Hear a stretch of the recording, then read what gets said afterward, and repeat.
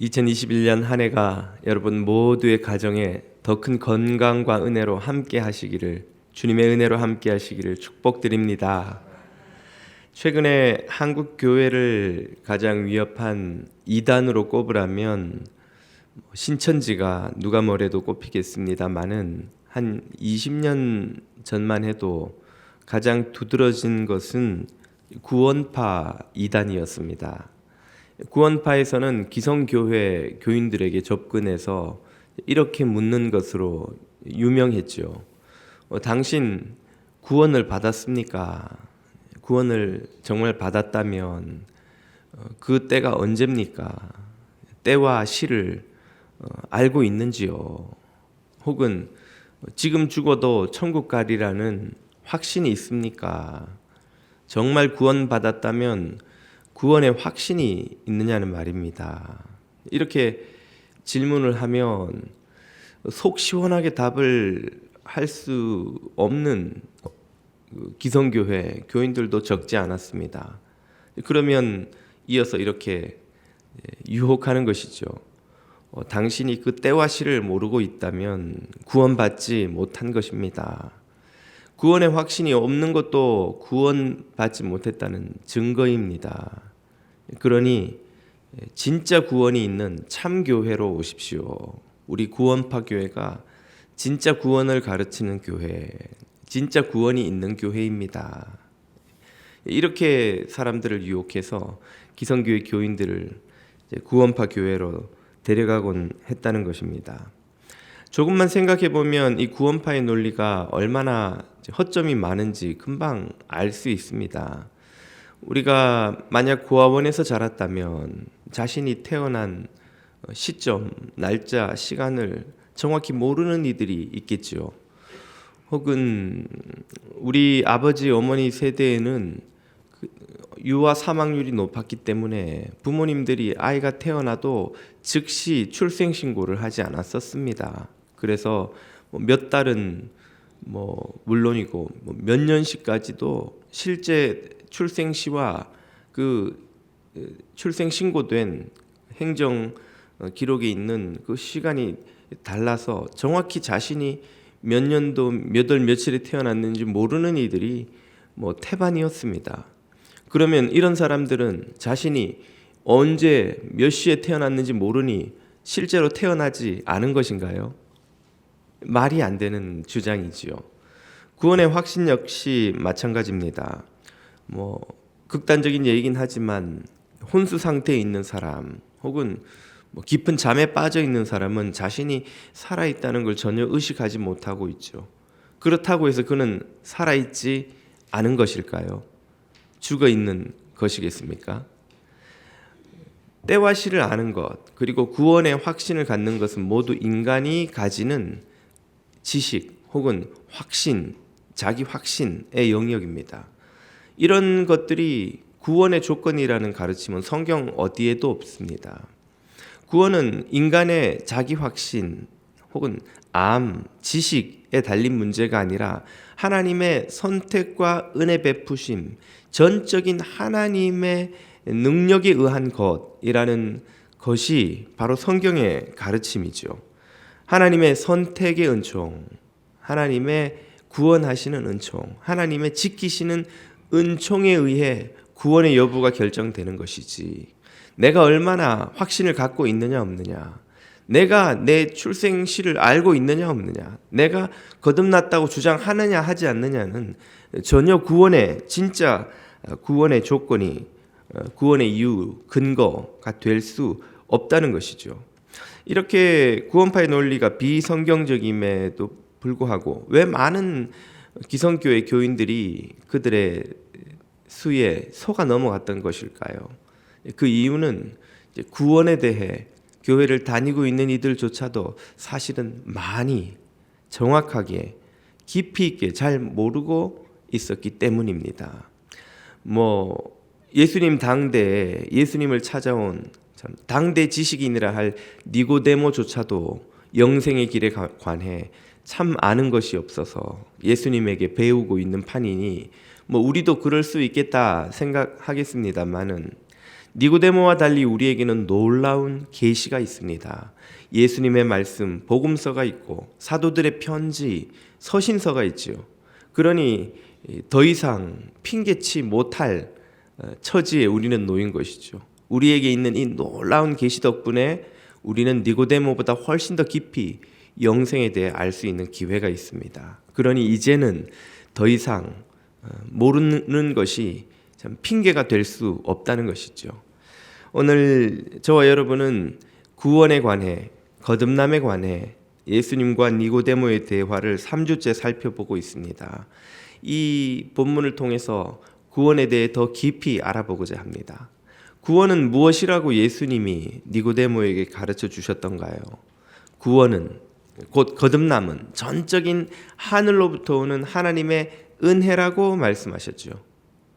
그 은혜는 예수 그리스도의 십자가를 바라보고 믿는 이에게 주님이 베풀어 주십니다. 그 은혜를 입은 이들은 영으로 다시 태어남, 하늘로부터 태어남, 그런 다시 태어나는 은혜를 입는다고 예수님은 말씀하셨죠. 그 과정을 오늘 본문에서 이렇게 설명하셨습니다. 다시 한번 보시죠. 니고데모가 이르되 사람이 늙으면 어떻게 날 수 있삼나이까? 두 번째 모태에 들어갔다가 날 수 있삼나이까? 예수께서 대답하시되 진실로 진실로 내게 이르노니 사람이 물과 성령으로 나지 아니하면 하나님 나라에 들어갈 수 없느니라. 예수님은 거듭남을 설명하시며 물과 성령으로 나야 한다. 물과 성령으로 나야 한다고 말씀하십니다. 물과 성령으로 태어나는 일은 언제 일어날까요?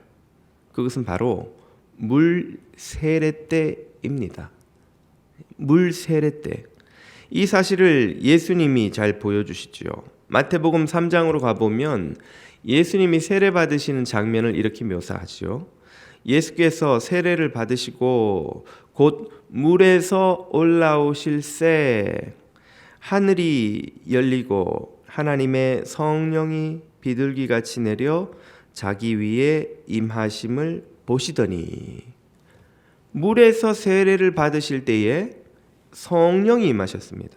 예수님은 지금 물 세례와 성령 세례를 동시에 받고 있죠. 바로 이것이 물과 성령으로 거듭나는 사건이 일어나는 시점입니다.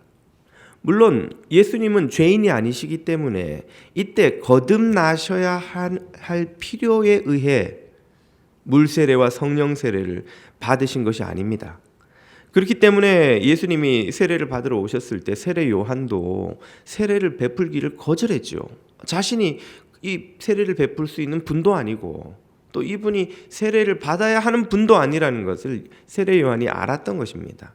그러나 예수님은 세례 요한에게 의를 이루기 위해 당신이 이 세례를 받아야 한다고 말씀하시고 명하셔서 세례 요한도 그제서야 예수님에게 세례를 베풉니다. 거기서 의를 이루기 위함이란 이제 예수님께서 죄인들의 죄를 대신 지시고 십자가 사역을 감당하셔야 한다는 그 사건을 위해 당신이 죄인들이 받듯이 물세례, 성령세례를 받는 것을 모범으로 보여주셔야 했다는 의미라고 해석할 수 있습니다.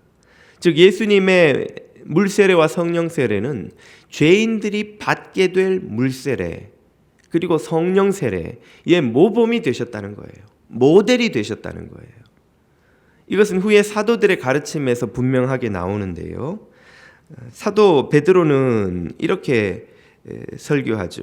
오순절 성령세례 사건이 있은 이후에 몰려든 이 사람들에게 사도행전 2장에서 이렇게 합니다. 베드로가 이르되 너희가 회개하여 각각 예수 그리스도의 이름으로 뭐를 받고? 세례. 무슨 세례겠어요? 물세례죠. 물세례. 물세례를 받아라. 그리고 죄사함을 얻으라. 그러면 또 그때 뭐가 임한다고요? 성령을 선물로 받으리니. 물세례를 받는 이들에게 성령 세례도 하나님이 주신다 하는 말씀이죠. 회개하고 믿음을 가지고 물 세례를 받는 이들은 성령 세례를 받고, 이 물 세례와 성령 세례로 말미암아 하나님의 백성 공동체에 들어가게 되는 이 사건, 이게 바로 물로 거듭나고 성령으로 거듭나고, 그래서 물과 성령으로 거듭나는 그 사건이라는 말이죠. 이때 일어나는 일이 뭐냐? 성령이 오셔서 그 죄인을 인치신다고 사도들은 설명합니다. 인친다 하는 말이 쉽게 말하면 도장 찍는다 이 말이에요. 도장 찍는다. 옛날에는 노예들을 시민들이, 자유인들이 사면 그 사람이 노예라는 걸 증명하기 위해서 신체 어딘가에다가 도장을 찍었습니다. 인두 같은 걸로 이런 데다가 찍어서 이 사람은 누구누구네 소유 노예요, 이런 식의 그 사인을 표시를 했던 거죠. 성령님께서 죄인들에게 이 사람은 이제 하나님의 자녀요 하고 인치신다는 거예요. 인치신다는 거예요. 어깨나 어디 팔이나 이런 데 인을 쳐서 도장을 찍어버리시는 거예요. 이것이 바로 칭의의 사건입니다. 신분을 바꿔버리는 거예요. 이전까지는 죄인의 신분이었지만 이제부터는 의인으로, 이전까지는 세상의 자식이었지만 이제는 하나님의 자녀로 신분이 바뀌는 사건이 바로 이 물세례와 성령세례 사건 때에 일어난다는 것입니다. 그러므로 물과 성령으로 거듭나는 사건은 언제 일어나느냐? 바로 믿음으로 물세례를 받을 때 성령세례까지 받음으로써 일어나고 경험되는 것이라 할 수 있습니다. 그런데 이때 한 가지 의문이 생기죠. 물세례는 우리 눈에 보입니다. 교회에서 목회자가, 사도와의 제자들이 사람들 앞에서 모든 회중들이 눈으로 보는 중에 물세례를 베푸니 이 사람이 물세례를 받았구나 하는 것을 누구도 모를 수 없습니다만은 성령 세례란 눈에 보이지가 않는 거예요. 때때로 성령의 은사가 강력히 나타나는 경우가 있지만 대부분의 경우는 그런 무슨 눈에 보이는 무슨 사건이 일어나지 않는 경우입니다. 물세례를 나는 받았는데 세례 때는 맹숭맹숭한 거예요. 마음이 막 세례 받는데 방언이 터지거나 뭐 막 눈에 뭐가 보이거나 초대교회 오순절 사건처럼 막 예배당 안에 바람이 불고 이러면야 성령님이 임하셨구나, 우리가 다 동의를 하겠습니다만 대부분의 경우는 물세례를 받는데 성령께서 이 사람에게 임했는지 아닌지 알 방법이 없는 것이죠. 성경을 보면 주여 주여 하는 자마다 다 하나님 나라에 들어갈 것이 아니요 라고 예수님께서 당신의 이름을 부르고 여러 가지 기적까지 행했다는 이들조차도 모르는 이들이 있다고 하신 것을 보면 물세례를 받고 신앙 고백을 저 사람이 하긴 하는데 저것이 진짜 고백이고 진짜 하나님의 성령이 저 사람에게 임했는지를 알 방법이 있겠는가? 이런 의문이 생길 수 있죠. 그 방법이 있다고 성경은 가르치십니다. 그 답을 제가 2주 전, 3주 전쯤에 잠깐 말씀을 드렸습니다만은 그때 설명드린 것은 이것이었죠. 바로 태어난 존재, 생명이 된 존재에게 나타날 수밖에 없는 생명 현상이 있느냐 하는 것입니다. 생명 현상. 생명 현상이란 자라나고 열매를 맺는 것이죠. 씨앗을 심으면 그것이 살아있으면 움이 트고 줄기를 이루고 나중에는 열매를 맺기 마련입니다. 죽어있는 씨앗이라면 꼼짝하지 않고 그냥 없어지겠죠. 아무런 변화가 나타나지 않겠죠. 마찬가지로 영으로 다시 태어난 존재라면 그 영의 생명이 자라서 맺는 열매가 맺힐 수밖에 없다 하는 말이죠. 갈라디아서 5장을 다시 한번 보십시오. 오직 성령의 열매는 사랑과 희락과 화평과 오래 참음과 자비와 양선과 충성과 온유와 절제니 이 같은 것을 금지할 법이 없느니라. 분명히 갈라디아서는 생명을 가진 존재는 이런 열매를 맺게 된다고 말씀을 하셨죠. 예수님께서도 마태복음을 보면 나더러 주여 주여 하는 자마다 다 하나님 나라에 들어갈 것이 아니다 라고 말씀하시면서 덧붙여서 그러면 누가 진짜 주의 종인지 하나님 자녀인지를 알 수 있습니까? 하는 의문의 답이라도 하듯 이 방법을 이렇게 설명을 해 주시죠. 마태복음 7장입니다. 그의 열매로 그들을 알지니, 열매로 그들을 알지니, 그들이 진짜인지 가짜인지, 여기서는 선지자들을 가리키는 말씀인데요. 진짜 선지자인지 가짜 선지자인지 어떻게 알지요? 진짜 성도인지 그냥 말로만 자기가 예수 믿는다고 하는 무늬만 성도인지 어떻게 합니까? 그의 열매로 그들을 알지니, 가시나무에서 포도를 또는 엉겅퀴에서 무화과를 따겠느냐? 그리고 이어지는 단락에서 24절입니다. 그러므로 누구든지 나의 이 말을 듣고 행하는 자는 그 집을 반석 위에 지은 지혜로운 사람 같으리니. 그가 말로 믿는다는 거, 그것만으로 참 거듭난 생명인지 알 방법이 없다는 거예요. 그의 말이 아니라 그의 행함의 열매를 보라는 것이죠. 내가 가르치는 이 생명의 말씀을 순종하는지를 보면, 그 행함의 열매를 보면, 그 삶에서 나타나는 사랑, 희락, 화평, 오래 참음, 자비, 양성, 충성, 온유, 절제의 열매가 맺히는 것을 보면 그때에서 그 사람이 진짜 신도인지 진짜 선지자인지 나를 진짜로 믿는 것인지 판단할 수 있다 하는 말씀입니다. 사도 요한 역시 그의 서신서에서 이 문제를 다루고 있죠. 요한 1서 2장을 가보면 이렇게 말씀하십니다. 우리가 그의 계명을 지키면 이로써 우리가 저를 아는 줄로, 믿는 줄로 알 것이요. 그 사람이 믿는다고 말은 하는데 그 믿는다는 고백이 진짜인지 가짜인지 알 방법이 뭐가 있냐는 거예요. 계명을 지키는지 보면 된다는 것이죠. 주님이 내 원수를 사랑하고 박해하는 자를 위해 기도하라고 하셨는데, 원수는 한번 눈 밖에 나면 이를 걸고 내 평생 너 같은 인간은 보지도 않는다. 내가 말이지. 누가 자기를 조금만 괴롭게 하면 이를 갈고 내 두고 보자. 내가 10배 100배로 갚아주리라. 라멕이 한 것처럼 77배로 내가 원수를 갚아주리라. 주님의 말씀은 읽고 믿는다 하지만 그 말씀대로 순종하지 않는다면 과연 그가 하는 믿는다는 말이 진짜인지 어떻게 믿을 수 있겠느냐 하는 말씀이지요. 4절, 저를 아노라 하고 그의 계명을 지키지 아니하는 자는 거짓말하는 자요. 모른다는 말이에요. 내가 주님을 믿습니다 해놓고 그의 계명을 지키지 않는다면 주님을 믿지 않는 거라는 말이죠. 진리가 그 속에 있지 아니하되, 여기서 말하는 계명은 곧 사랑의 계명입니다.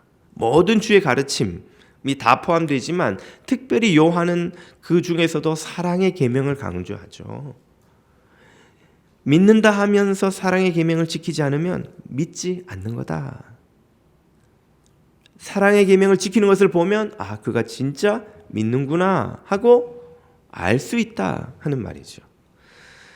사도 요한의 가르침, 예수님의 가르침, 또 갈라디아서에서 사도 바울의 가르침이 일관되게 강조하는 바가 뭡니까?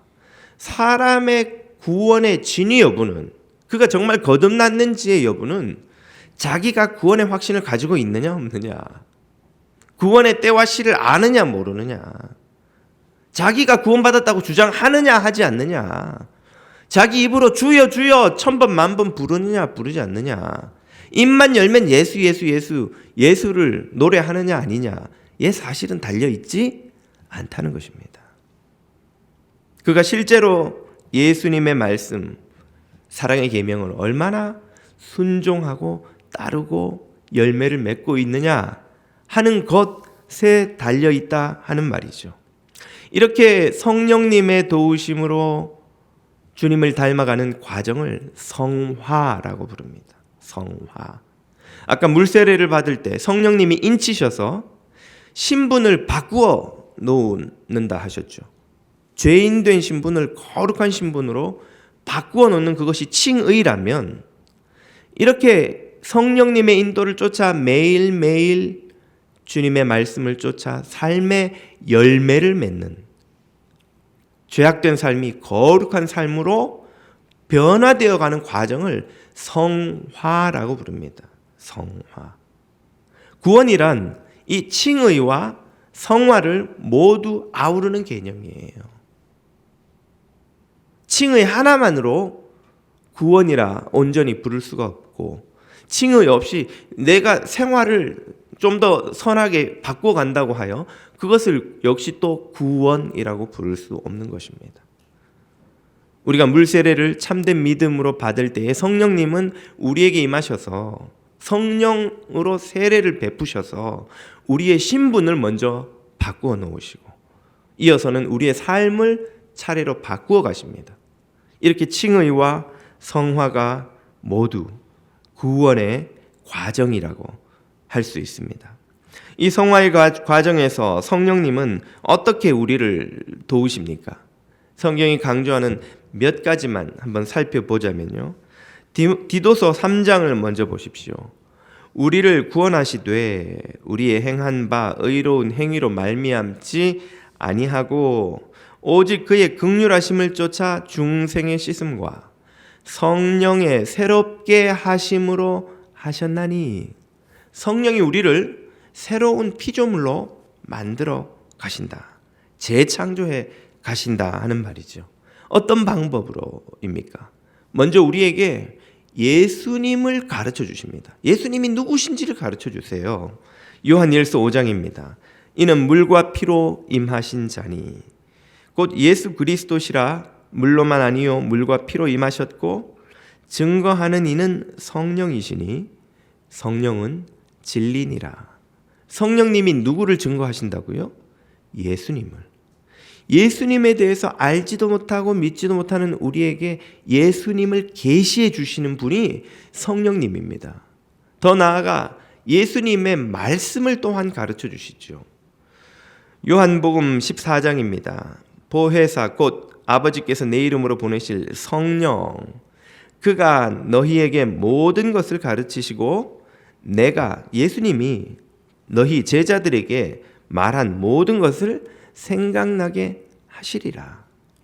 예수님이 가르치신 것이 무슨 뜻인지 깨닫게 해주시고, 조명한다 이렇게 말씀하시죠. 조명하시고 생각도 나게 해주시고 그 말씀대로 살 수 있도록 도우시는 분이 누구냐? 보혜사 성령님. 이렇게 예수님과 말씀에 대해서 가르치실 뿐 아니라 거룩한 성도들이 피해야 할 죄와 심판에 대해서도 경고하십니다. 요한복음 16장입니다. 그가 와서 죄에 대하여 의에 대하여 심판에 대하여 세상을 책망하시리라. 무엇이 죄인지, 그 죄의 결과가 무엇인지, 마땅히 성도가 피해야 할 것이 무엇인지를 이 세상에 드러내어 계시하시고 책망하시죠. 그리고 성도들이 이 모든 깨달음을 근거로 바르게 살아갈 수 있도록 도우시는 분도 성령님이십니다. 로마서 8장입니다. 이와 같이 성령도 우리 연약함을 도우시나니 우리가 마땅히 빌 바를 알지 못하나 오직 성령이 말할 수 없는 탄식으로 우리를 위하여 친히 간구하시느니라. 이렇게 성령님이 우리에게 가르치실 뿐 아니라 힘도 주셔서 거룩한 삶을 살아갈 수 있도록 인커리지, 격려해 주시죠. 도와주시고 인도해 주시고 끝까지 동행해 주시고 성도의 성화의 과정 전체에 성령님이 떠나지 않고 함께 하십니다. 이렇게 물 세례를 받을 때 임하신 성령님이 우리에게 칭의를 일으키시고 성화가 일어나게 하시는 이 전 과정이 물과 성령으로 거듭나는 과정입니다. 지속되는 사건이죠. 자, 여기서 중요한 것은 이 성령의 역사가 일어나는 곳, 성령의 역사가 일어나는 때는 언제인지 확인했죠. 바로 믿음으로 물세례를 받는 그때 시작되죠. 그리고 성도의 삶의 전 과정에서 일어납니다. 때는 바로 그때인데 이것이 일어나는 곳, 장소는 어디일까요? 성령의 열매가 진짜 맺혔고 이것이 진짜입니다라고 확인되는 그 곳은 어디일까요? 그곳은 바로 교회입니다. 교회. 물세례는 여러분 어디서 받나요? 교회에서 받지요. 성령 세례는 어디에서 받습니까? 교회에서 받습니다. 성령님이 진리로 우리를 가르치시는 곳은 어디입니까? 바로 교회입니다. 여러분이 교회 밖에서 세례를 받거나 예수님의 말씀을 배우거나 성령님의 도우시는 역사를 경험하는 그 곳이 어디에 또 있던가요? 성령의 열매가 맺히는 곳은 어디입니까? 바로 교회이지요. 물세례를 베푸는 이는 누구입니까? 바로 교회의 지도자들. 초대 교회에서는 예수님이 위임하신 사도들과 그 사도들로부터 안수로 위임받은 그 제자들, 또 그 제자들이었죠. 그리고 오늘날까지 2000년 동안 안수와 안수를 통해 세움받은 제자들의 제자들, 또 그 제자들의 제자들, 오늘 교회를 위해 일하고 있는 섬기도록 부르심을 받은 목사들이죠. 김도환 목사가 교회에서 세례를 베풀면 김 목사 자신의 의지나 권위로 하는 것일까요? 김 목사가 뭐기에 무슨 사람 머리에 물을 뿌리고 세례라는 행위를 베풀 수 있습니까? 김 목사를 안수하여 세운 선배 목회자님들, 그분들을 안수하여 세운 또 그 선배 목회자님들, 그 위로 거슬러 올라가면 2000년 전 초대교회에 사도들의 제자들이 나오고 그 제자들에게 안수하여 세운 사도들이 나오고 그 사도들을 위임하여 세운 예수 그리스도가 나오시는 겁니다. 예수 그리스도께서 그렇게 교회를 통하여 교회의 지도자들을 통하여서 물세례를 통해 성령 세례를 경험하고 거듭나게 하는 놀라운 은혜를 이 세상 끝까지 전파하도록 위임하여 세우신 것이죠. 그러므로 교회와 목회자는 성도들의 거듭남을 위해 주님이 쓰시는 도구입니다. 교회는 예수 그리스도의 몸이요, 목회자들은 예수 그리스도의 종인 것이죠. 그래서 주님은 교회에 엄청난 권위를 주셨습니다. 마태복음 16장을 보면 베드로가 예수님을 향한 놀라운 신앙 고백을 하고 큰 칭찬을 받죠. 주는 그리스도시요 살아계신 하나님의 아들이시니이다. 바요나 시모나 내가 복이 있도다. 그리고는 초대교회의 지도자가 될 그에게 예수님께서 이런 권세를 주십니다. 마태복음 16장 19절입니다. 내가 천국 열쇠를 내게 주리니 네가 땅에서 무엇이든지 매면 하늘에서도 매일 것이요 땅에서 무엇이든지 풀면 하늘에서도 풀리리라 하시고, 땅에서 매고 푸는 열쇠가 뭘까요?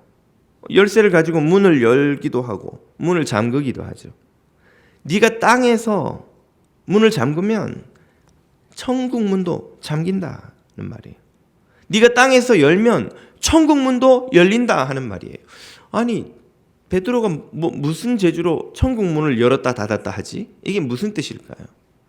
그것은 앞서 우리가 궁금해했던 것, 한 사람의 믿음이 진짜이며 이 사람이 진짜 거듭난 사람인지를 판정하는 권위가 교회에 있다는 뜻이에요.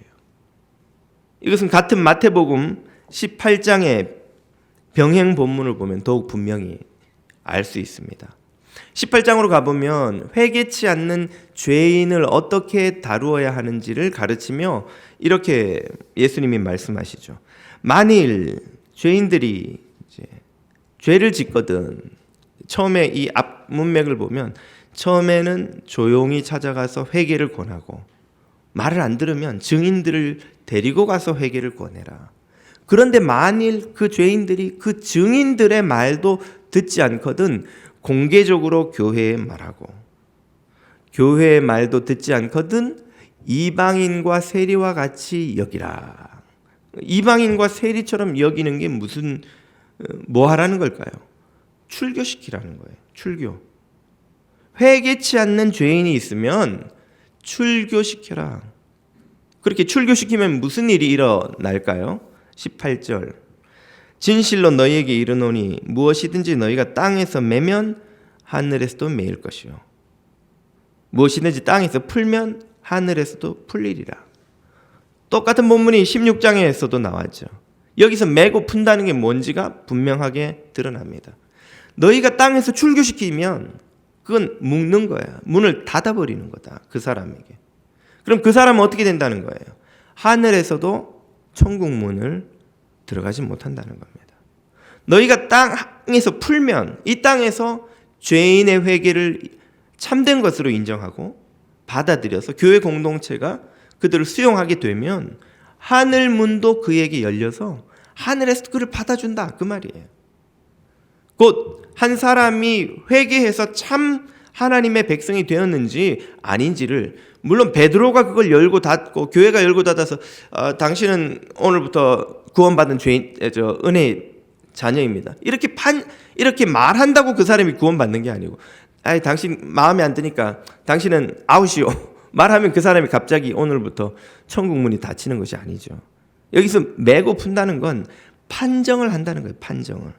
그 사람이 참으로 회개해서 하나님의 자녀로 거듭난 사람인지 아닌지를 사람은 눈으로 보고 알 방법이 없어요. 물 세례 받을 때 다 믿는다고 받지 다 주여 주여 하고 쫓아오는데 사람은 그걸 판정할 방법이 없습니다. 그걸 판정할 권위를 교회에 주신 거예요. 교회가 회개치 않는 죄인을 끝까지 회개하지 않아서 출교를 하게 되면 그건 하늘에서도 그 사람이 천국 문을 들어가지 못할 사람이라는 게 증명된 것이죠. 반면에 교회가 참 회개의 열매를 보고 이 사람을 공동체로 받아들이면 그 사람은 천국에서도 구원받은 거듭난 사람이라는 것을 판정이 되는 겁니다. 그래서 초대교회는 세교회가 초대 로마 교회에서는 새 신자가 교회에 들어와서 세례받을 때까지 3년의 교육기간이 있었습니다. 3년 동안 그가 기독교의 근본 교리를 배우고 참으로 그가 순종하며 사는지를 교회 공동체가 지켜보는 거예요. 3년 동안 그 삶이 증명이 되었을 때 그를 교회에서 받아들였습니다. 뭘 의미하는 것인가요? 교회가 참 회개의 진위를 판정하는 공동체라는 것입니다. 그래서 가톨릭 교회에서는 가톨릭 교회 밖에는 구원이 없다라고 주장을 하죠. 또한 사제 없는 곳에서는 예배도 없다라고 지금까지 주장을 합니다. 개신교회에서도 교회 밖에는 구원이 없다라는 주장을 똑같이 받아들입니다. 다만 이제 그 교회에 대한 정의가 다르죠. 가톨릭 교회는 자기들 가톨릭 교회에만 구원이 있다고 가르치고 우리 개신교회에서는 눈에 보이는 교회 뒤에 있는 모든 눈에 보이는 가시적 교회 안에 있는 단 하나의 우주적인 네트워크를 가진 참 신도들의 공동체, 보편적 교회라는 말을 씁니다. 그 참 신도들의 공동체 안에서만 참된 구원이 있다라고 가르치죠. 그 점에 있어서는 다릅니다만 그만큼 교회가 구원에 있어서 중요한 역할을 한다는 것을 인정하면은 가톨릭 교회나 개신교회나 차이가 없습니다. 요약하자면 우리가 거듭남을 어떻게 알 수 있습니까? 눈으로 보고 어떻게 그 사람이 진짜 신도인지 아닌지를 알 수 있나요? 그것은 바로 참교회의 지도 아래 물 세례를 받고 성령 세례를 받음으로 그 열매를 교회 공동체에 의해서 인정받으며 성장하는 것을 볼 때 그는 참 거듭난 사람이라고 인정할 수 있다는 것입니다. 그러므로 세례와 성령과 교회는 거듭남을 위해 주님이 이 땅에 베풀어 주신 엄청난 놀라운 은총입니다. 교회에서 우리가 가지는 제자 훈련과 성경 공부와 예배와 봉사와 섬김은 성령님이 쓰시는 귀한 도구인 것이죠. 여러분은 겸손히 교회의 지도를 받으며 성령님의 도우심으로 열매를 맺고 자라가고 계시는지요? 그렇다면 성령 안에서 거듭난 생명을 누리고 있다고 확신하셔도 됩니다. 우리 뉴저지 장로교회에 속한 모든 교우들은 단 한 분도 빠짐없이 이 거듭남의 은총을 매일매일 누리시며 살아가시기를 주님 이름으로 축복드립니다. 기도드리겠습니다.